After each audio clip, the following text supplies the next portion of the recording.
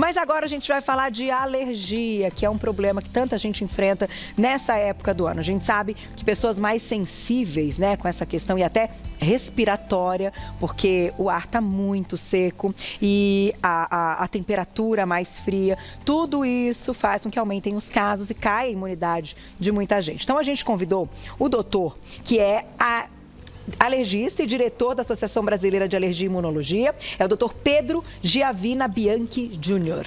Bem-vindo, doutor. Prazer em conhecê-lo pessoalmente. Antes da gente começar com a nossa dinâmica, a gente tem aqui uma pauta de mitos e verdades, né, associada à questão da atividade física, essa prática, principalmente para as pessoas que sofrem com as questões de alergia. Mas se você quiser fazer uma breve introdução, doutor, porque realmente é uma época que vocês ficam muito mais preocupados, porque as pessoas vão ficar suscetíveis a mais alergias, quadros, né, alérgicos. É verdade, Carol. Assim, primeiro, eu acho que a atividade física deve ser um objetivo de vida de todos nós, né?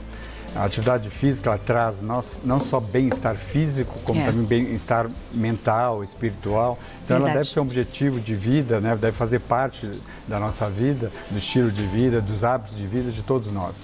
Quando a pessoa tem algum quadro, alguma doença, algum quadro alérgico, muitas vezes essa atividade física vai ajudar também a controlar a doença, né? Ah, entendi. Então é importante que a pessoa não deixe de fazer atividade física. Assim como ela tem que parar de fumar, assim como ela tem que perder peso se estiver com sobrepeso, a atividade física deveria fazer parte como uma das atividades nossas do dia a dia, porque isso traz saúde, tanto física como mental. Quando a pessoa tem alguma doença, ela tem que ter só alguns cuidados de como começar e como fazer essa atividade física. E são essas recomendações que a gente conta nos mitos e verdades agora, e já tem um treino muito bacana com a Ale Oliveira. Daqui a pouquinho o doutor vai ficar com a gente durante a pauta dela também. Vamos tirar muitas dúvidas do público. Aproveitem no @VocêBonitaTV. Doutor, vamos começar com esse mito ou verdade? Então vamos lá. Mito ou verdade, não é indicada atividade física para as pessoas com doenças alérgicas? Esse é um mito totalmente errado, né? Nada disso. Não. A gente pode talvez ter asma como exemplo, né? Quando a pessoa faz exercício físico, ela começa a hiperventilar, respirar mais rápido. E um ar, principalmente nessa época do ano frio e seco, então, se a pessoa não tiver uma asma controlada, ela pode entrar inclusive em crise. Então, não é que não pode fazer, ele tem que estar com a doença controlada e também bem tratada, né? Então, mas tem que fazer atividade física quem tem asma, por exemplo. E até a gente vai falar de algumas, deixa eu ver se eu consigo deixar bem retinho, gente. Deu certo agora? Tá bonitinho? Que eu tô de lado, então às vezes, né, temos toque aqui, né, diretora? Tem que ficar bem retinho. E a gente vai falar dessas atividades, mas, doutor, é interessante porque o próprio clima e essa época do ano, tanto o tempo seco quanto a temperatura mais fria, afasta naturalmente as pessoas da prática da atividade física, né? Exato. Nessa época do ano tem algumas coisas que não combinam muito com a asma, principalmente se ela não estiver bem tratada. Então, realmente, o ar seco e frio é ruim, né, que ocorre. O ar poluído, muitas vezes a gente tem inversão térmicas nessa época do ano, o ar fica mais poluído, isso também irrita uma via aérea, principalmente se ela estiver inflamada, um paciente que não está com a doença bem tratada, né? E nessa época do ano a gente tem muita infecção viral também. Que é outra grande causa de exacerbação de asma, né? Então a gente fica mais confinado em lugares fechados, alguém ali está com algum resfriado, está com gripe e isso passa para as outras pessoas, isso pode desencadear uma crise de asma, principalmente se a pessoa não tiver com a doença bem tratada. Bem tratada e controlada. Mamães, aproveitem para mandar mensagem, que a gente sabe que, né, nessa época as mães sofrem com as crianças quando estão com esse quadro. E aí a gente tem mais um mito ou verdade que diz assim: a atividade física pode ajudar no tratamento das doenças alérgicas.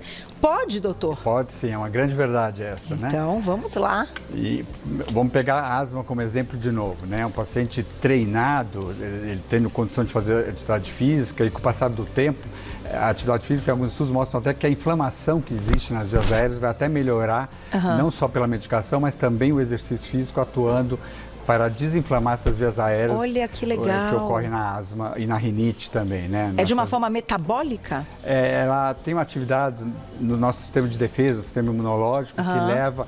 Porque, na verdade, uma alergia é uma resposta do sistema de defesa não muito boa, né? Meio exagerada. Se a gente pegasse um ácaro, entrasse no nariz, entrasse na via aérea e você nem ligasse para ele, era melhor. Entendi. Mas não, você faz uma resposta exagerada, que é a alergia. Então, o exercício físico, além do medicamento, ajuda a modular essa resposta, a controlar essa resposta de uma melhor maneira, que interessante. Outra coisa que a gente pode salientar, uma pessoa que faz exercício físico, principalmente aeróbico, né? A gente vai ver isso depois com a Lê, ela pode ficar melhor condicionada, né? Uma vez mais condicionada, vamos supor que a pessoa tem um azar e entra em crise. Ela vai suportar melhor uma crise, vai ter menos baixa da oxigenação, por exemplo, durante uma crise, vai continuar a ventilar melhor suas vias aéreas se ela tiver com um condicionamento físico melhor, né? Que legal, como se tivesse ali um treinamento pulmonar. É como se expandisse. Musculatura toda, isso. Que legal, gente, tá vendo? Então, deve ser feito e a gente vai contar como, com toda a orientação. Próximo Mito ou Verdade, já perguntinhas do público no @VocêBonitaTV.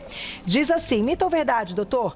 Se exercitar, melhora o controle das doenças respiratórias como um todo. Como a gente comentou, sim, pode inclusive diminuir o quadro inflamatório, né? Verdade. É verdade isso? Exato. E não só diminuir a inflamação, como deixar toda a musculatura respiratória mais propensa para, porventura, vindo uma crise, você conseguir suportar melhor, né? E claro que algumas atividades são mais recomendadas do que outras, né? Isso. Não tem nenhuma atividade física que seja proscrita, que seja proibida, né? Mas existe, dependendo da doença, tem algumas que podem ser mais benéficas que outras, né? Por exemplo, a natação, que trabalha muito com essa parte respiratória, para o paciente com asma é muito bem-vinda. Né? Existe uma certa discussão se o cloro poderia irritar um pouco. Isso até poderia acontecer, dependendo como é feita a limpeza ali da piscina. Mas isso principalmente, mais uma vez, se a pessoa não procurou atendimento, auxílio para tratar a sua doença e se ela está com a via aérea inflamada. Uma pessoa que está controlada, nós temos vários campeões de natação que inclusive têm asma e não por isso não deixaram de ser inclusive campeões de natação. Entendi. É interessante porque, e é legal você comentar aqui ao vivo, doutor, porque eu acredito que muitas mães tenham até essa insegurança, muitas vezes, de colocar ali a criança para começar e tal, com medo da questão da alergia aí do cloro. Então, o ideal até é que tenha um controle dessa piscina, enfim, dessa água, de outra forma. Porém, não quer dizer que vai causar um problema alérgico. Controle da piscina e do paciente. E do paciente, tá certo. Próximo mito ou verdade na tela. Olha lá, já tem um super treino, vocês acompanham junto com a gente, manda mensagem, hein? Doutor, quem tem asma e rinite pode ter mais crises respiratórias praticando exercícios físicos. Mito ou verdade? Isso é verdade. É verdade. Mais uma vez, se a doença não tiver bem controlada, né? Então, o que acontece é que a via aérea, uma vez inflamada, um ar frio, então você perde calor da via aérea se o ar estiver frio, e um ar seco, você perde líquido, você desidrata a via aérea. Então, essa desidratação da via aérea e esse esfriamento da via aérea, se ela estiver inflamada, pode desencadear crise. Um paciente tratado, isso tem menos chances de ocorrer, né? Ele vai estar menos inflamado. Inclusive, por isso que é importante não só tratar a asma, como a rinite. Às vezes a rinite é negligenciada. A pessoa trata a asma e 90% das pessoas que têm asma têm rinite também. E daí respira pela boca, né? E o nariz tem 3 funções principais, entre outras, né? Que é aquecer, umedecer e filtrar o ar.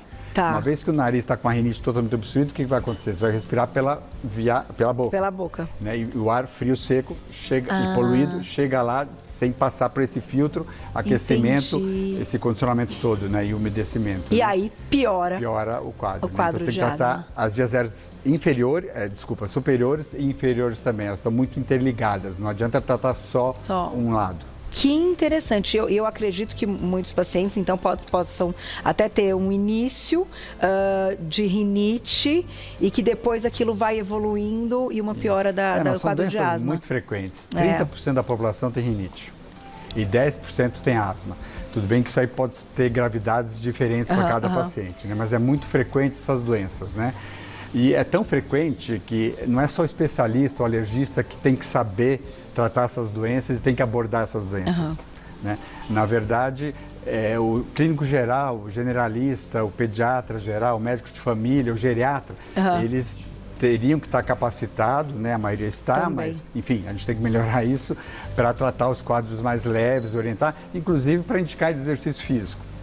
Teve um trabalho que foi feito em relação ao exercício físico com alergistas, perguntaram que 90% dos alergistas sabiam que é bom fazer exercício físico para quem tem asma, por exemplo, uma alergia respiratória. Mas só 70% abordava isso na consulta com o seu paciente. Entendi. E pior que isso, perguntava para o médico, quem de vocês faz exercício físico, atividade física? E o médico era só 60%. Entendi. Aí ficou mais difícil ainda, então, né? O médico, muitas vezes, não é um bom exemplo do que, né? É interessante Mas é uma questão realmente de mudança de hábito de vida, de estilo de vida, né? De comportamento social.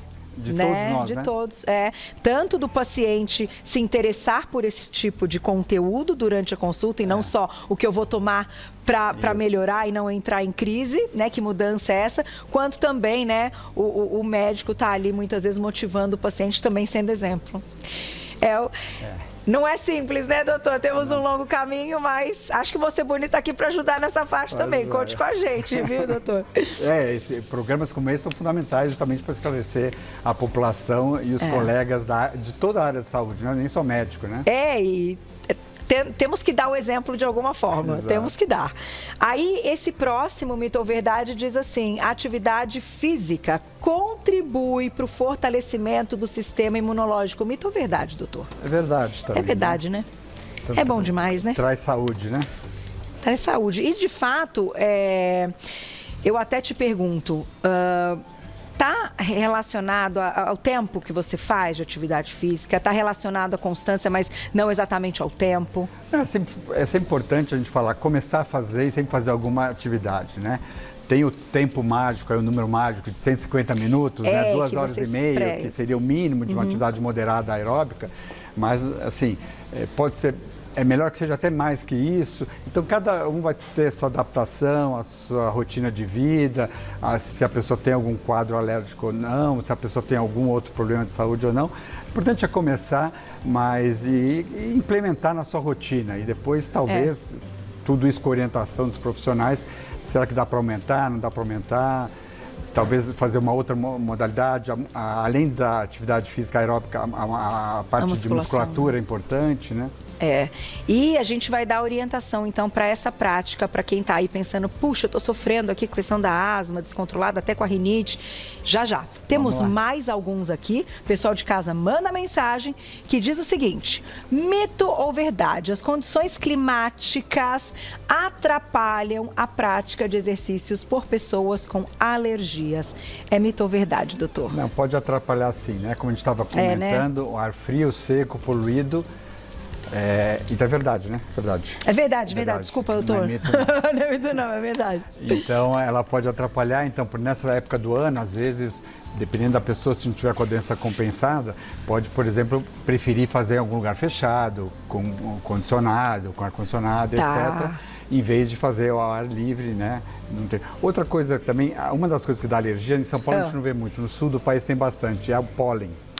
Então, quem sofre de polinose, que tem rinite, asma desencadeada pelo pólen, que é uma das causas de alergia, esse também, em determinadas épocas do ano, pode preferir fazer atividade física em algum ambiente fechado do que exposto ao ar livre. Então, a polinose, por exemplo, no sul do país, é um problema que temos que levar em consideração. Interessante.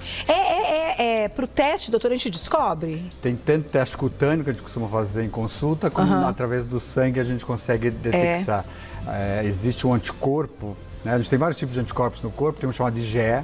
Esse vem justamente de causa eritema vermelhão, que é comum de várias alergias, e a tal da IgE a gente consegue dosar ela contra o ácaro, contra o cão, contra o leite, contra o ovo, contra o veneno da abelha. Então a gente consegue fazer esse diagnóstico não só de se a pessoa tem algum quadro alérgico ou não, uma asma, uma anafilaxia, que é um quadro mais grave, ou o que causa a doença, né? Qual é o fator desencadeante? Importante, né? Então, mamães, temos a possibilidade de descobrir, porque às vezes a gente passa uma vida investigando e não consegue, né? Então, hoje, isso ficou mais fácil. E aí, o próximo mito ou verdade... Pessoas com problemas respiratórios não precisam de avaliação médica para iniciar alguma atividade física. Mito ou verdade, doutor? Esse é mito, né? Está totalmente errado. Precisa sim, né? Tem que estar bem controladinha a doença, bem tratada para poder fazer. Inclusive, vamos supor que no começo o paciente tem asma, você começou o tratamento e não está 100% ainda, onde o exercício pode desencadear alguma crise. Existem remédios que você poderia usar até antes de fazer a atividade para prevenir essa crise. Entendi. Então, o paciente mais bem controlado, no futuro talvez nem precise disso. Mas no começo, no início do tratamento, em vez de não fazer atividade física, você pode ter alguma medicação que vá prevenir uma crise durante o exercício. Você coloca ali na balança, vale mais a pena, né? Com certeza. Para que ele possa fazer a atividade e não ter a crise e ali, de repente, curto ou longo prazo, não precisa mais do remédio. Que vai ajudar até a longo prazo a controlar a doença dele, né? Além dos remédios. Maravilhoso. Próximo Mito ou Verdade, já tem perguntinhas. Doutor, tá cheio de perguntinha para você lá no nosso Instagram. Mito ou Verdade, atividades diárias que durem acima de 1h30 pode trazer complicações ao sistema imunológico. Tem tudo sobre orientação, né? Mas assim, tudo que em excesso poderia trazer algum problema, então é verdade, né? Então, o overtraining, que eles chamam, né, o excesso de exercícios, poderia dar até uma queda do sistema imunológico. Mas isso a gente está falando mais de um exercício a nível, em nível profissional. Extenuante, né? Extenuante, não é para o nosso dia a dia a grande parte da população que deve sim, mais uma vez, fazer atividade física, que isso ajuda na saúde física e mental de todos nós. E, de fato, quando a gente fala 1h30, de repente uma caminhada não vai ter um impacto tão grande quanto, de repente, uma corrida ou uma bike. Né? É nesse sentido, né? Atividades mais extenuantes, então. A última, certa, e já perguntinhas na @VocêBonitaTV. Vamos lá. Mito ou verdade? Quem sofre de algumas condições alérgicas pode praticar qualquer modalidade esportiva. É verdade, a gente tem que ter alguns cuidados, mas é verdade, né? Pode, né, doutor? Para falar, talvez, alguns outros exemplos, além da asma, né? Tem um quadro chamado urticária crônica. Tá. E algumas delas são induzidas por estímulos físicos. Então, por exemplo, tem urticária crônica solar. Então, o sol desencadeia a urticária. Mais uma vez, se a doença estiver bem tratada, ele vai poder até se expor ao sol, né? Mas tem que tomar cuidado. E tem uma dessas urticárias que é induzida pelo exercício físico, o nome não é muito fácil, chama urticária crônica colinérgica. O exercício físico, pelo aquecimento do corpo, pode levar a urticária. Mais uma vez, não é que esse paciente não deva fazer atividade física, ele deve fazer, mas tem que ser avaliado, tratado e ter sua doença controlada antes de entrar numa atividade física. Jamais podia imaginar. E aí o quadro traz de sintomas o clássico da urticária. Tem coceira. É uma urticária bem característica, bem pequenininha, várias lesões elevadas, vermelhinha. A urticária tem muita coceira, uma das principais características da urticária. Olha isso, gente. Então, quem pós-atividade física veio com um quadro como esse, pode ser essa específica urticária. Crônica colinérgica é o nome dela. Tá certo. E um quadro mais raro ainda, chamado anafilaxia. A anafilaxia é um quadro mais grave, aquele que o pessoal conhece, que vai fechar a glote, né? Tem um edema de laringe, que pode cair a pressão, tal do choque anafilático. A anafilaxia tem 3 causas principais: alimentos, medicamentos e um grupo de insetos, que é vespa, abelha e formiga, chamado Hymenoptera, né? Tem outras causas, mas essas 3 são as principais. E tem alguns quadros, principalmente com alimento, principalmente acontece com trigo, que a pessoa pode comer trigo e não ter nada. Ela pode fazer exercício físico e não ter nada. Mas se ela comer alguma coisa que tenha trigo e em 5 horas, nesse período, fazer algum exercício físico, ela pode ter uma reação anafilática. Que loucura! Chama anafilaxia alimentar dependente de exercício. Nossa! Então é um diagnóstico que tem que ser... É raro, não é? Né? Não é comum. Pouquíssimas pessoas vão apresentar isso, ainda bem. Mas uma condição que tem que ser diagnosticada, tratada, para a pessoa poder fazer um exercício físico seguro, né? Que loucura, não tinha a menor ideia, então, que o exercício, né, em algumas condições raras... a pessoa tem que ter alergia ao trigo. E daí o exercício desencadearia um quadro mais grave. Interessante. Tem perguntinha, quem escreveu pra gente, aproveitem, estamos ao vivo, olha lá. Obrigada, Tati, um beijo. Qual a melhor atividade física para as crianças com asma? Doutor, pode ficar por aqui, eu vou ficar desse ladinho para a gente agora responder as perguntinhas do público. E aí? Então, assim, tem que ser muito, depende de pessoa para pessoa. Hoje em dia na medicina a gente fala muito de personalizar, individualizar o tratamento, né? Então, depende muito dos gostos da pessoa, mas é importante ela se engajar em alguma dessas atividades, começar. Quando a gente falou, a natação é muito falada em relação a asma, mas se a pessoa não gosta de nadar, não adianta, né? Melhor que ele jogue futebol. Feliz, né? Exato. Então, não tem uma que seja obrigatória para todos eles, mas a natação é uma das que... Traria mais benefícios, porque tem toda essa parte respiratória também envolvida, né? Tá certo. Tem perguntinha na tela. Obrigada, Ellen, um beijo. Eu tenho alergia e asma. Qual o melhor exercício e o horário? Às vezes ataca a minha asma com o tempo seco e uso a bombinha. Vamos falar de bombinha, doutor? Porque o que não falta é bombinha aqui na mesa que você trouxe. Inclusive, a gente pode chamar um vídeo, Carol, que o vídeo mostra como que entra... Na verdade, o vídeo é como entraria o alérgeno nessa proteína, que pode ser um ácaro, pode ser uma proteína de um gato, de um cachorro, pode ser o pólen, como a gente comentou, e que causa, ele deposita nas vias aéreas superiores, na rinite, inferior na asma e causa essa inflamação e as crises de asma, né? Mas também para o medicamento chegar e se tratar, existem vários tratamentos, desde evitar o que causa alergia, mas tem a parte medicamentosa que é muito importante, né? E essa parte medicamentosa, um dos principais tratamentos que a gente tem é a base de uma substância, são os corticoides, né? Certo. E o corticoide, a gente costuma falar para o paciente, não pode nem ter medo do corticoide. Eu até explico que todos nós temos corticoides, tem uma glândula aqui em cima do rim chamada suprarrenal, que fabrica corticoide, ninguém vive sem corticoide, mas não pode abusar do corticoide. Tá. Porque em doses maiores que as que a gente usa fisiológica no dia a dia, pode trazer alguns problemas, alguns efeitos colaterais, né? Então, o corticoide, o ideal, sempre que possível, às vezes a gente vai ter que usar por boca, injetável, numa crise mais grave, mas no dia a dia se desenvolveu diversos dispositivos. Então, a pessoa tem rinite, que o corticoide fica só no nariz, onde precisa agir, e não do corpo todo. Entendi, não sistêmico, a pessoa tem a asma, exatamente, não sistêmico, e vá para a via aérea inferior, tem algum problema na pele, que passa algum creme. Tá. Então, aqui tem diversos dispositivos, que legal. né? E você tem tanto de pó, como de pó que a gente chama, que o medicamento está aqui dentro, como o famoso spray, a bombinha, né? Tá. Você tem bombinha tanto para crise, para tirar da crise, mas também para prevenir, para desinflamar a via aérea, né? Está aqui o remédio, né? E que esse corticoide, então... Está aqui dentro, né? E a ideia é que ele deposite no nariz, por exemplo, né? Tá. Ou na via aérea inferior e muito pouco seja absorvido e não traga efeitos colaterais, né? Perfeito. Um dos grandes problemas que a gente tem no país é a automedicação, né, que a gente combate muito. E, infelizmente, o corticoide não precisa de prescrição para corticoide mais no país, né, doutor? inclusive os sistêmicos. Então, é uma batalha nossa, uma bandeira nossa, tornar isso mais regulamentado, porque qualquer um vai numa farmácia e consegue um corticoide sistêmico, inclusive, e a gente vê vários pacientes realmente com problemas, efeitos adversos pelo mau uso do medicamento, né? E aí acabam usando até de forma crônica, né? Tem um quadro, cai a imunidade, precisa trabalhar, dar conta das coisas, se medica e tal. Aí melhorou, aí depois aí, né, tão rápido volta de novo o mesmo quadro, falou, opa, sobrou aquele lá, comprimidinho, tá lá na gaveta, vou tomar de novo para dar conta e tal. E aí vai indo nesse processo crônico que é super perigoso, né?